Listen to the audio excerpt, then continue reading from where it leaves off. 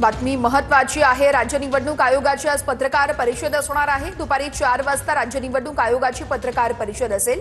स्थानिक स्वराज्य संस्थांच्या निवडणुकांसंदर्भात पत्रकार परिषद असल्याचीही माहिती मिळते आहे। या संदर्भात विनायक दावरुंग आमचे प्रतिनिधी आपल्याला सविस्तर अपडेट्स देतील। विनायक, बरोबर आहे। स्थानिक स्वराज्य संस्थांच्या निवडणुकीच्या अनुषंगाने ही पत्रकार परिषद असल्याची माहिती प्राथमिक सध्या मिळते। निवडणूक अधिकारी यांनी ही पत्रकार परिषद जी आहे ती ठेवलेली आपल्याला पाहायला मिळते।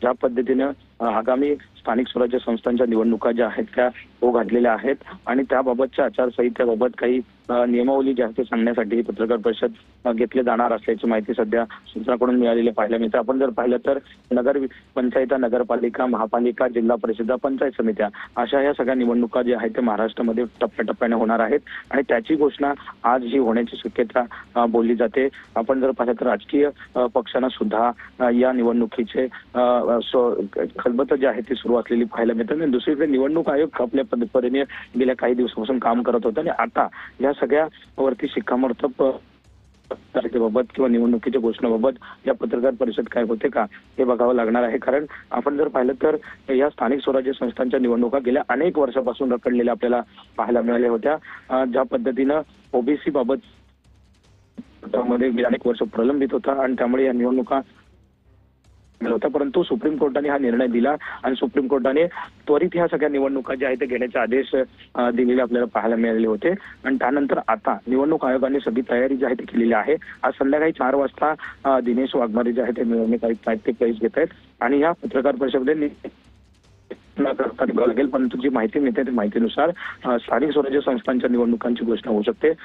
3 टप्प्यांमध्ये या निवडणुका ज्या आहेत ते होण्याची शक्यता आहे। नगरपंचायत, नगरपालिका आणि जिल्हा परिषद आणि महापालिका या 3 टप्प्यामध्ये या निवडणुका होतील अशी माहिती मिळते। आज संध्याकाळी 7 वाजता संध्याकाळी 4 वाजता ही पत्रकार परिषद जी आहे ती होणार आहे आणि या पत्रकार परिषदेमध्ये निवडणूक आयोग नेमकी काय घोषणा करतो याकडे लक्ष लागलं आहे। विनायक, साधारणतः किती नगरपालिका किंवा नगर परिषदा यांच्या संदर्भातली काही आकडेवारी समोर आली आहे का, ज्याची आता निवडणूक आयोग घोषणा करण्याची शक्यता आहे? बरोबर आहे। आपण जर पाहिलं तर महापालिका ज्या आहेत त्या जवळजवळ 20 पेक्षा जास्त महापालिका आहेत। 200-250 पेक्षा जास्त जर आपण जर पाहिलं तर नगरपंचायती, नगरपालिका आहेत आणि जिल्हा परिषद आहेत। त्यामुळे सगळ्या गेल्या अनेक वर्षापासून रखडलेल्या सगळ्या निवडणुका आहेत। त्यामुळे या 3 टप्प्यामध्ये या निवडणुका ज्या आहेत ते निवडणूक आयोगाला घ्यायच्या आहेत।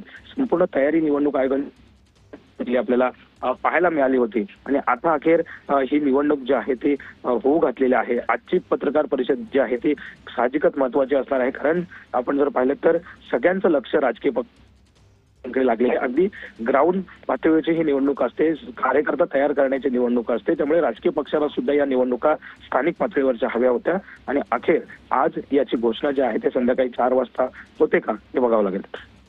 निश्चितच विनायक, या महत्त्वाच्या पत्रकार परिषदेसंदर्भातले सगळे अपडेट आपल्याकडून घेतच राहणार आहोत। तुर्तास धन्यवाद दिलेल्या माहितीसाठी।